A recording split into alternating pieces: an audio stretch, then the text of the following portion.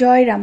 আজকে তোমাদের সাথে শেয়ার করতে চলে এসেছি শ্রী শ্রী রামচন্দ্র দেবের ৮৭তম মহোৎসব। তো এটা কুমিল্লায় অবস্থিত, কুমিল্লা রানীর বাজার শ্রী শ্রী রাসস্থলী।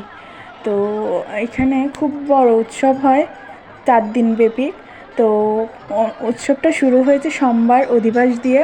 তো এটা কালকে রাত্রের ভিডিও ছিল।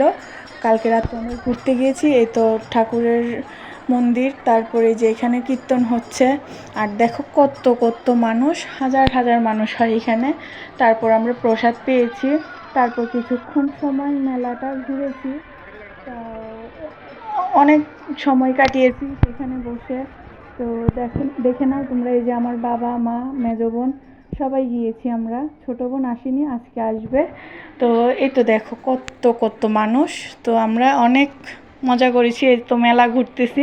তোমরাও আমার সাথে মেলাটা একটু ঘুরে নাও, অনেক বাহারি রকমের জিনিস উঠেছে মেলাতে। তো এটা আমাদের কুমিল্লাতে সব থেকে বড় উৎসব হয় এই উৎসবটা। তো আমরা এটার অপেক্ষায় থাকি প্রত্যেক বছর। এই রাস পূর্ণিমাতে উৎসবটা হয়ে থাকে।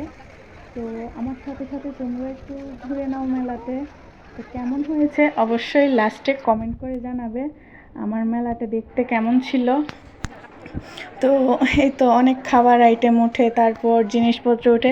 তো কেমন লাগছে অবশ্যই কমেন্ট করে